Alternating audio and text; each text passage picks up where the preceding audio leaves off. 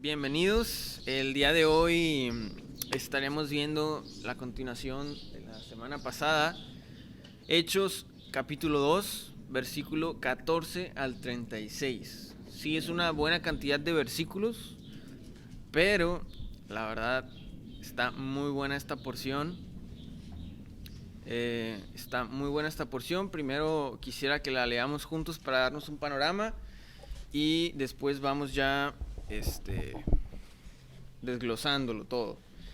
Empezamos en Hechos 2, 14 al 36. Dice: entonces Pedro, poniéndose en pie con los 11, alzó la voz y les declaró: varones judíos y todos los que vivís en Jerusalén, sea esto de vuestro conocimiento y prestad atención a mis palabras, porque estos no están borrachos como vosotros suponéis, pues apenas es la hora tercera del día, sino que esto es lo que fue dicho por medio del profeta Joel. Y sucederá en los últimos días, dice Dios, que derramaré de mi espíritu sobre toda carne, y vuestros hijos y vuestras hijas profetizarán, vuestros jóvenes verán visiones y vuestros ancianos soñarán sueños, y aún sobre mis siervos y mis siervas derramaré de mi espíritu en esos días y profetizarán, y mostraré prodigios arriba en el cielo y señales abajo en la tierra, sangre, fuego y columna de humo. El sol se convertirá en tinieblas y la luna en sangre, antes que venga el día grande y glorioso del Señor. Y sucederá que todo aquel que invoca el nombre del Señor será salvo. Versículo 22. Varones israelitas, escuchad estas palabras. Jesús el Nazareno, varón confirmado por Dios entre vosotros con milagros, prodigios y señales que Dios hizo en medio vuestro a través de él, tal como vosotros sabéis, a este, entregado por el plan predeterminado y el previo conocimiento de Dios, clavasteis en una cruz por manos de impíos y le matasteis, a quien Dios resucitó, poniendo fin a la agonía de la muerte, puesto que no era posible que él quedara bajo el dominio de ella. Versículo 25. Porque David dice de él: veía siempre al Señor en mi presencia, pues está a mi diestra para que yo no sea conmovido. Por lo cual mi corazón se alegró y mi lengua se regocijó, y aún hasta mi carne descansará en esperanza. Pues tú no abandonarás mi alma en el Hades, ni permitirás que tu santo vea corrupción. Me has hecho conocer los caminos de la vida, me llenarás de gozo con tu presencia. Versículo 29. Hermanos, el patriarca David, os puedo decir confiadamente que murió y fue sepultado, y su sepulcro está entre nosotros hasta el día de hoy. Pero siendo profeta y sabiendo que Dios le había jurado sentar a uno de sus descendientes en su trono, miró hacia el futuro y habló de la resurrección de Cristo, que no fue abandonado en el Hades, ni su carne sufrió corrupción. A este Jesús resucitó Dios, de lo cual todos nosotros somos testigos. 33. Así que, exaltado a la diestra de Dios y habiendo recibido del Padre la promesa del Espíritu Santo, ha derramado esto que vosotros veis y oís, porque David no ascendió a los cielos, pero él mismo dice: dijo el Señor a mi Señor, siéntate a mi diestra hasta que ponga a tus enemigos por estrado de tus pies. Sepa pues con certeza toda la casa de Israel que a este Jesús, a quien vosotros crucificasteis, Dios le ha hecho Señor y Cristo. Muy bien, eso es lo que estaremos viendo el día de hoy. Sí está largo, pero está muy bueno. Ok, recordemos que la semana pasada Rafa nos estaba compartiendo que estábamos viendo que Jesús les prometió que iba a venir el Espíritu Santo. No se vayan de Jerusalén hasta que venga, para que reciban el poder del Espíritu Santo y sean testigos míos desde Jerusalén, Samaria y hasta el último de la tierra. Después estaban esperando ellos, reunidos y estudiando la palabra. Y pues resulta que un día se cumple esta promesa, que es este día, pero lo empezó Rafa la semana pasada. Llega el Espíritu Santo y empiezan todas estas, este evento impactante y milagroso en donde dice que tenían como lenguas de fuego arriba de su cabeza y todo lo que vimos la semana pasada. Al final,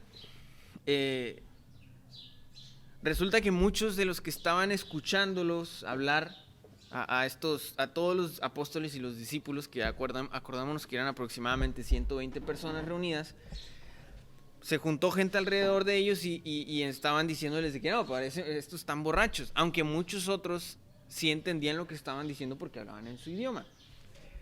Es así que nos encontramos en el versículo 14, que es nuestra lectura de hoy. Pedro se pone de pie. Bueno, vamos a leer el 14 y 15. Es así que llegamos al versículo 14 y 15.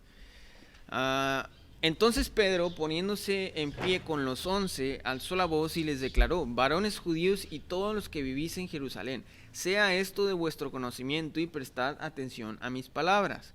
15. Porque estos no están borrachos como vosotros suponéis, pues apenas es la hora tercera del día.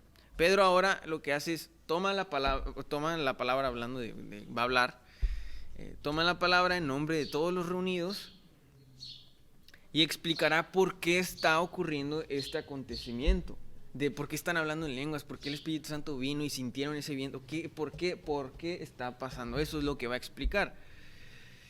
Y le hará saber a toda la gente esa que escuchó y se reunió alrededor de ellos, le hará saber que esto que está ocurriendo, este evento de que el Espíritu Santo vino y pasó todo esto, es obra de Jesús mismo. ¿Okay? Eso es lo que va a explicar en todo este discurso que acabamos de leer. Que este evento milagroso y loco que está pasando es obra de Jesús mismo. Como decía, Jesús antes de ascender dijo que esperaran en Jerusalén hasta la venida del Espíritu Santo para hacerle testigos. Aquí vemos que es el inicio del cumplimiento de esta tarea. Ya vino el Espíritu Santo, acaba de descender sobre ellos y lo primero que hace Pedro es predicar del Evangelio de Jesús y ser testigo de él en Jerusalén. ¿Sí? Entonces Jesús les dijo primero en Jerusalén y aquí empieza esto. Ahora, lo primero que Pedro quiere hacerle saber es que, a ver, esto que está ocurriendo no es obra de unos borrachos locos. No.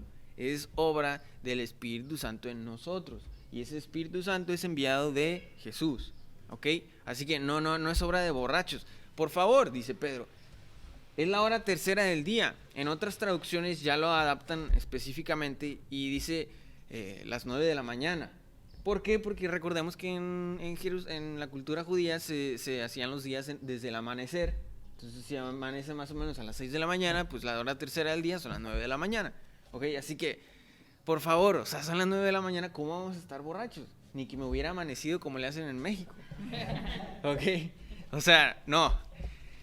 Entonces Pedro primero dice, no, esto no es obra de borrachos, sino es obra de Cristo mismo a través de su Espíritu Santo.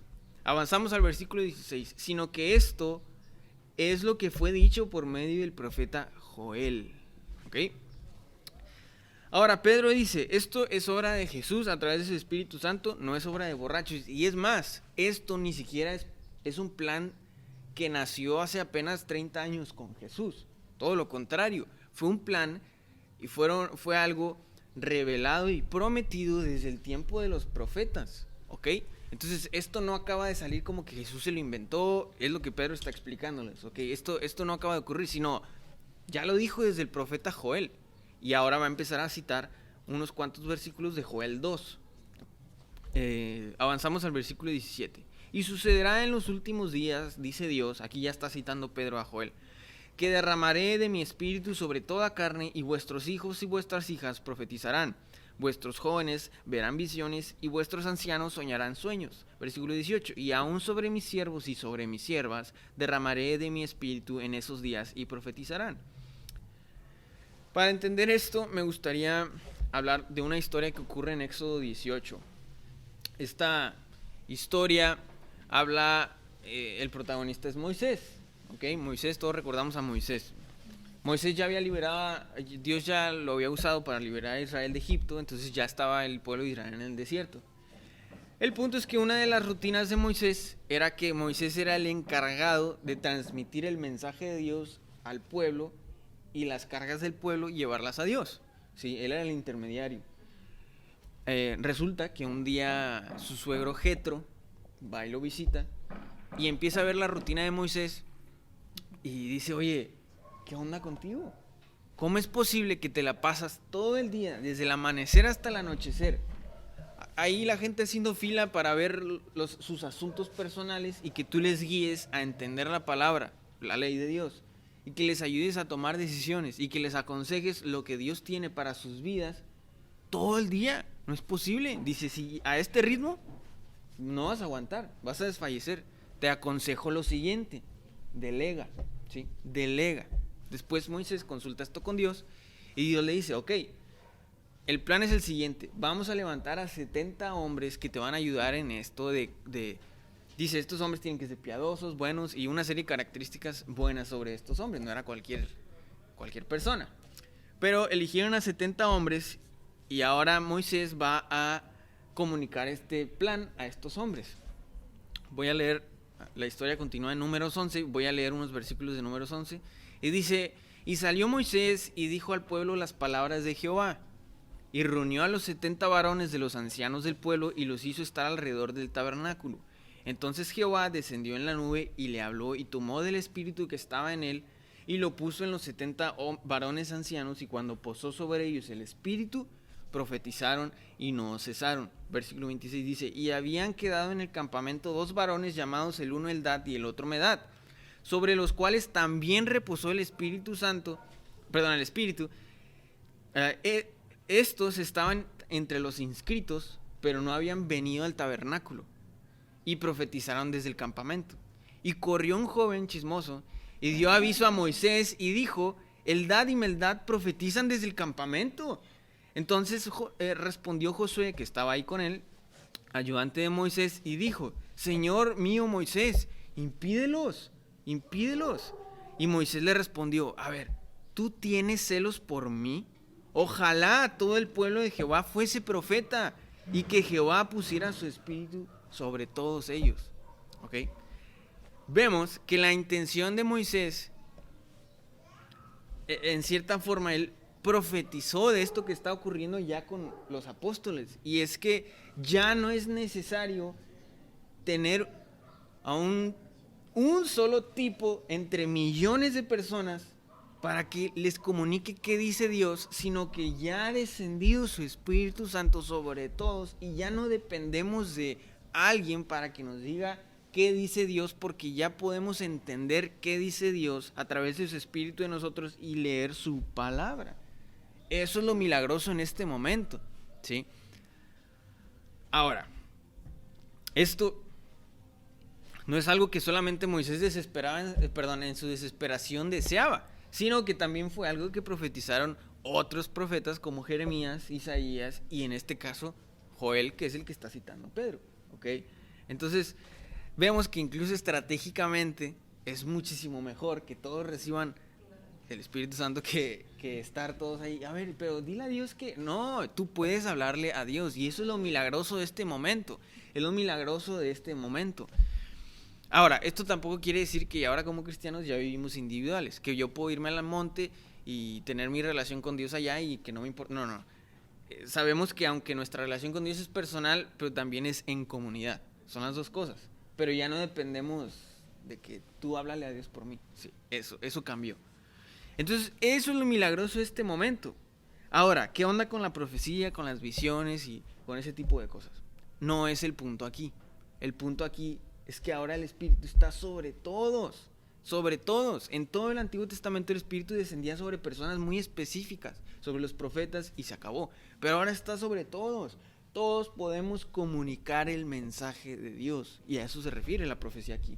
Todos podemos profetizar en el sentido de que todos podemos comunicar lo que Dios pide y desea para el mundo a través de lo que leemos en su Biblia. ¿Por qué estoy diciendo esto? Porque en los versículos anteriores de Hechos 2, en esta misma historia, dice de Hechos 2:4, que cuando todos fueron llenos del Espíritu Santo y comenzaron a hablar en lenguas, según el Espíritu les daba la habilidad para expresarse. ¿O quién? Ok, el Espíritu Santo llegó sobre ellos y les daba la habilidad para expresarse. ¿Qué expresaban? ¿Cosas a lo loco? No, porque el versículo 2:11, a más adelante, dice que las personas les oían hablar en sus propios idiomas. ¿De qué? De las maravillas de Dios. Entonces vemos que no es un mensaje a lo tonto, o un mensaje aleatorio, sino que es comunicar ¿qué? Las maravillas de Dios. Ahora, pregunta, ¿qué son las maravillas de Dios? Pues lo vamos a ver más adelante, ¿ok? Pero hasta ahí vamos. Entonces, el asombro aquí no es en las señales en sí, sino en el que todos podemos comunicar este mensaje. Avanzamos al versículo 19 y 20 y dice, Y mostraré prodigios arriba en el cielo y señales abajo en la tierra, sangre, fuego y columna de humo. El sol se convertirá en tinieblas y la luna en sangre antes de que venga el día grande y glorioso del Señor. Ok, aquí vemos que claramente... inicia la profecía de Joel con en los últimos días. Ahora, los últimos días, ya lo hemos visto antes, es entre la ascensión de Jesús, empiezan los últimos días y terminan los últimos días en el regreso de Jesús. Todos esos son los últimos días. Pedro estuvo en los últimos días, nosotros estamos en los últimos días. Es todo ese periodo mientras esperamos a Jesús y este texto lo confirma. Es en los últimos días y también habla de el glorioso retorno de nuestro Señor. Ahora, estas señales y todo eso. Muchos lo han interpretado este pasaje como que tiene dos cumplimientos esta profecía, específicamente estos versículos que acabamos de leer, de los prodigios y señales y todo eso. Uno es en la muerte de Jesús, ¿sí? Cuando murió Jesús, claramente hubo estas señales en toda la naturaleza, en donde el sol se tapó, estaba nublado a las 12 de mediodía, hubo un temblor, hubo fenómenos naturales que hablaban elocuentemente, daban testimonio de la muerte de Cristo. Alguien importante acaba de morir. Toda la naturaleza lo demostró. Y en ese sentido se cree que cuando Jesús vaya a regresar, pues también va a anunciar la venida de este mismo Señor que en algún momento estaba muerto, pero ahora está vivo. Pero pues, ok. Avanzamos al versículo 21, pero aquí es lo importante, ¿ok? Aquí es lo más loco del texto. Versículo 21 dice, y sucederá que todo aquel, en los últimos días estamos hablando, que todo aquel que invoque el nombre del Señor será salvo. ¿Ok? El propósito final no es glorificar estos acontecimientos locos, sino que solamente funcionan para marcar el inicio de una etapa en donde todos, no importa en dónde estés, no importa si eres judío o no, puedes, al invocar el nombre del Señor, ser salvo, acceder a la salvación eterna, en donde sea que estés. Pero, dice, el que invoque el nombre del Señor. Ahora, pregunta, ¿y cuál es el nombre de este Señor? ¿De qué Señor me estás hablando? ¿Sí? Es lo que Pedro va a seguir resolviendo. Punto 2, perdón, no les digo eso. Vamos al versículo 22 y 23. Varones israelitas, escuchad estas palabras. Jesús el Nazareno, varón confirmado por Dios entre vosotros con milagros, prodigios y señales que Dios hizo en medio vuestro a través de él, tal como vosotros mismos sabéis, a entregado por el plan predeterminado de Dios y el previo conocimiento de Dios, clavasteis en una cruz por manos de impíos y le matasteis. Ok. Una vez más, vemos que Dios pone a su Espíritu en nosotros para que logremos con fe invocar el nombre de este Señor. La pregunta sigue siendo, ¿y quién es este Señor al que yo tengo que invocar? Ok, en estos versículos que acabamos de leer, para esto que está ocurriendo, no habían pasado más de 2 meses desde que Jesús había sido crucificado. Más de 2 meses no había pasado. Jesús resucitó, pasaron 40 días, después de su ascensión se calcula que más o menos eran menos de 15 días cuando ya recibieron el Espíritu Santo. Entonces en total no eran más de 2 meses, no habían pasado. Por lo tanto, la noticia de que había un tal Jesús que le decían también Nazareno y lo habían crucificado como el rey de los judíos, acababa de pasar. Estaba fresca esa noticia. Así que Pedro les dice, acuérdense que había un Jesús, el Nazareno, ¿sí?, que todos ustedes fueron testigos de todos los milagros que hicieron. De eso no había duda. La gente sabía que este Jesús estaba haciendo milagros, que este Jesús, mucha gente decía, él enseña como ningún otro, enseña con autoridad, no como los fariseos. Sabían que este hombre Jesús tenía algo distinto y sabían que Dios estaba con él, porque recordemos que en su bautismo Dios mismo, dicen que todos los que estaban ahí escucharon la voz misma de Dios de este es mi hijo amado. Entonces sabían que había algo distinto en este Jesús. Pero aquí hay algo importante a resaltar. Pedro está diciendo, varón confirmado por Dios, ¿ok? Dios mismo, el Padre, fue quien confirmó la vida de Jesús, ¿ok? Dios mismo, el Padre, fue quien confirmó, glorificó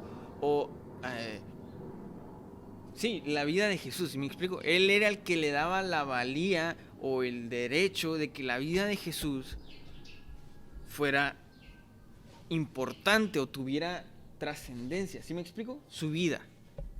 Dios mismo, no el ser testigo de la gente, ni siquiera los propios apóstoles. Dios mismo fue el que glorificó a Jesús a través de su vida, dándole todas estas señales para que vieran que la vida de Jesús era distinta a cualquier otra vida. Ahora Pedro está diciendo, que ya se acuerdan de ese Jesús más o menos, muy bien. A ese Jesús ustedes lo mataron. Ustedes se lo entregaron a los romanos para que lo mataran. Ustedes mismos. ¿Sí se acuerdan, no? No, pues sí. Bueno, a ese Jesús, a ese mismo, no a otro Jesús, no, a Jesús el Nazareno, este de que les estoy hablando, ustedes lo entregaron y lo mataron. Pero a pesar de sus malas intenciones, vemos que el versículo 23 dice, entregado por el plan predeterminado y el previo conocimiento de Dios, ¿ok? A pesar de sus malas intenciones, no sabían estas personas que así estaban cumpliendo el plan de Dios, el plan del Padre para salvar a la humanidad. Entonces, ¿quién fue?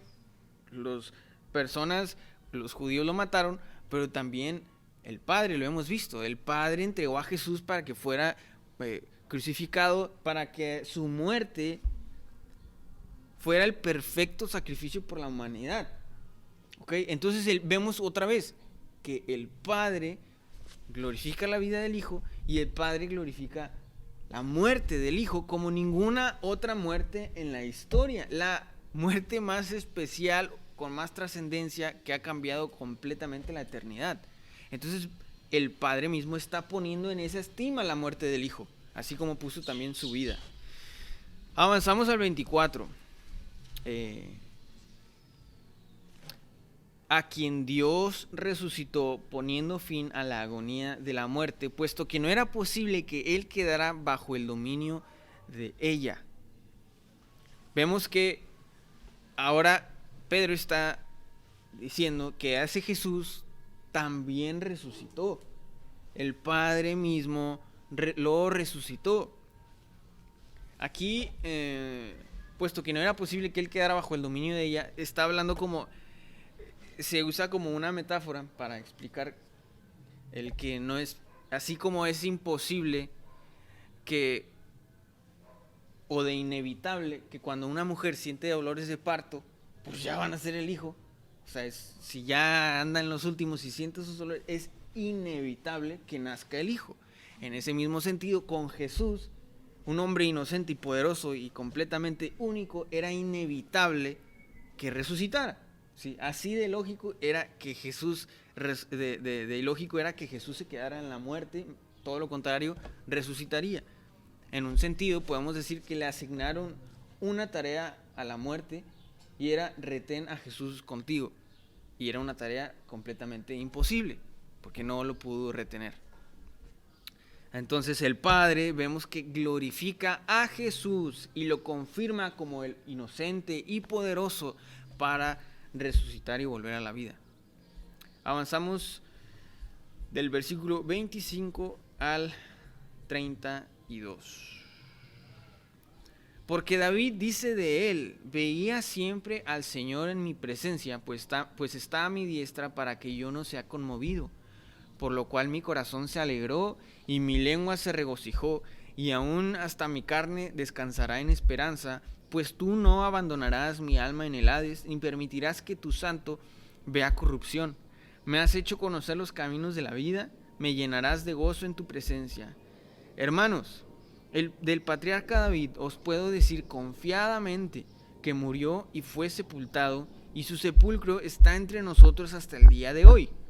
Pero siendo profeta y sabiendo que Dios le había jurado sentar a uno de sus descendientes en su trono, miró hacia el futuro y habló de la resurrección de Cristo, que no fue abandonado en el Hades, ni su carne sufrió corrupción. A este Jesús resucitó Dios, de lo cual todos nosotros somos testigos. Pedro está haciendo una segunda referencia del Antiguo Testamento. Ya vimos que citó a Joel, ahora está citando a David en los Salmos, y afirma que David mismo había profetizado sobre la resurrección de un descendiente suyo que iba a reinar por siempre, el Mesías. Y lo que están diciendo Pedro es que ese Mesías, ese descendiente de David que reinaría por toda la eternidad, se trata de ese Jesús el Nazareno, el mismo, son el mismo. Eso es lo que está explicando Pedro, son el mismo. David en realidad estaba hablando de Jesús, el Nazareno, de ese, ¿se acuerdan de ese? Me explico, así está Pedro, es el mismito de ese que está hablando David. Y afirma Pedro que nosotros, los 120 que estamos reunidos aquí, somos testigos de esa resurrección de Jesús el Nazareno. Nosotros lo vimos, estuvimos con él 40 días antes de que, bueno, entonces la pregunta que se harían los oyentes es, ok, Pedro, ya me estás diciendo que es el mismo, ese Jesús Nazareno al que nosotros matamos, dices que resucitó, a ver, ¿y en dónde está? Si dices que está vivo, ¿en dónde está? A ver, y ahora Pedro pasará a explicar en dónde se encuentra este Jesús resucitado. Así que, en resumen de este punto, vemos que Dios confirmó la vida de Jesús como una vida nunca antes vivida. ¿Sí? Era una vida especial, completamente distinta. También Dios glorificó y confirmó la muerte de Jesús como una muerte que iba a pagar por todos nuestros pecados. Una muerte que iba a transformar la historia y la eternidad. Una muerte nunca antes vista. Y al mismo tiempo, Dios también glorificó a Jesús a través de demostrar que esa muerte era válida y que Jesús era completamente inocente, pagaba por nosotros, pero no era culpable.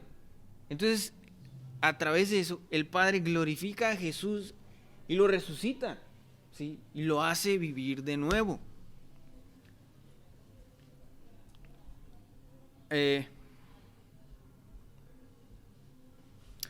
Avanzamos a los versículos 33 y terminamos hasta el 36. Así que, exaltado a la diestra de Dios. ¿Ok? Ahora Pedro está resolviendo la pregunta, a ver, ¿y dónde está ese Jesús Nazareno resucitado? Y Pedro ahora está respondiendo, así que exaltado a la diestra de Dios y habiendo recibido del Padre la promesa del Espíritu, ha derramado esto que vosotros veis y oís, porque David no ascendió a los cielos, pero él mismo dice, dijo el Señor a mi Señor, siéntate a mi diestra, hasta que ponga a tus enemigos por estrado de tus pies. Sepa pues con certeza toda la casa de Israel, que a este Jesús, a quien vosotros crucificasteis, el mismo, el Nazareno, el que les estoy diciendo, Dios le ha hecho Señor y Cristo. ¿Ok? Así que los apóstoles están diciendo, a ver, nosotros somos testigos, pero nosotros no lo hicimos Señor y Cristo. Tampoco ustedes al creerlo. Lo hizo Dios mismo. Dios mismo le dio esa autoridad a Jesús de ser el Señor de todo y Cristo el Salvador de todos. Dios le dio ese poder, me explico. Y nosotros solamente somos testigos. No es como que la iglesia a lo largo de la historia, de tanto que adoraban a Jesús, lo hicieron su Señor. No. Nosotros no le dimos esa autoridad a Jesús, se la dio el Dios mismo, el Padre. ¿Sí me explico? Así que esa autoridad, ¿sí me explico? O sea, si me matan a mí, Dios no deja de ser Señor, porque no se la di yo. ¿Sí me explico? Se la dio el Padre, el Dios de todos estos judíos. Recordemos que Pedro le está hablando a los judíos. Ese Dios de Abraham, ese Dios de todos tus profetas, ese Dios de toda tu historia, se trata de Jesús. No, ¿cómo me estás diciendo eso?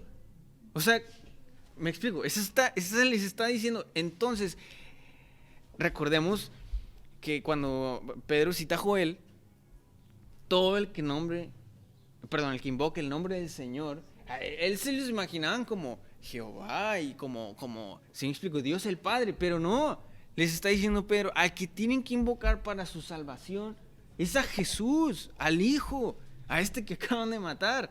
Era Él a quien tienen que invocar. Y más bien, es a Él a quien tienen que invocar. Porque Dios lo ha hecho Señor y Cristo. Ahora, ¿dónde dice Pedro entonces que está Jesús? Otra vez, cita una vez más a David. Dice que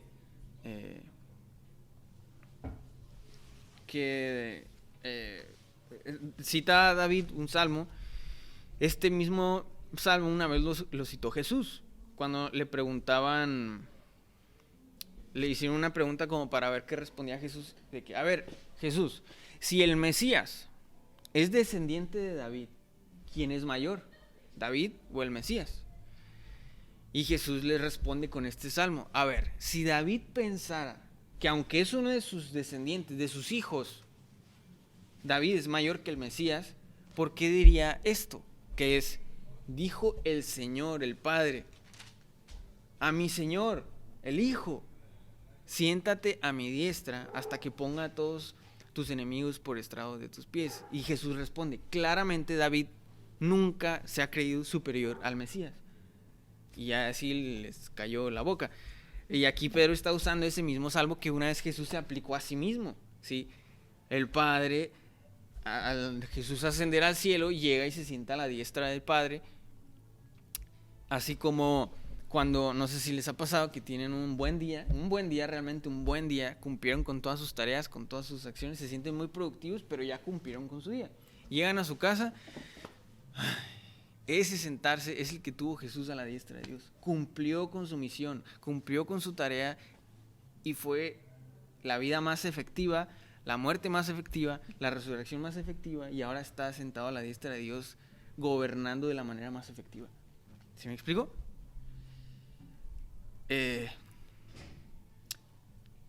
Así que Pedro deja claro que Jesús es el mismo, el Nazareno, el de Galilea. Es Señor y Cristo de todos. Así que, una vez más, vino el Espíritu Santo porque fue la promesa que les dio Jesús. Jesús en los evangelios, él dijo, cuando yo suba a la diestra de mi Padre, enviaré al Espíritu Santo sobre ellos. Entonces, esto que está ocurriendo es la evidencia de que Jesús, cumplió con su misión, está hecho todo. Y ya está sentado a la diestra del Padre, porque su Espíritu Santo estaba viniendo hacia ellos. Y ahora todos esos que tienen el Espíritu Santo pueden invocar el nombre del Señor. ¿De qué Señor? De Jesús.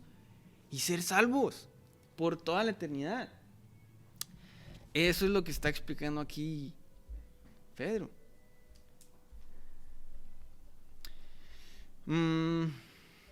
Así que, en conclusión, Pedro explica que lo que está ocurriendo no es obra de borrachos, sino que es obra del Jesús resucitado, y desde la diestra de Dios envió al Espíritu Santo para que fuéramos testigos a todo el mundo de que Dios lo ha hecho Señor y Cristo de todo el mundo, confirmado por Dios mismo como Salvador y única esperanza.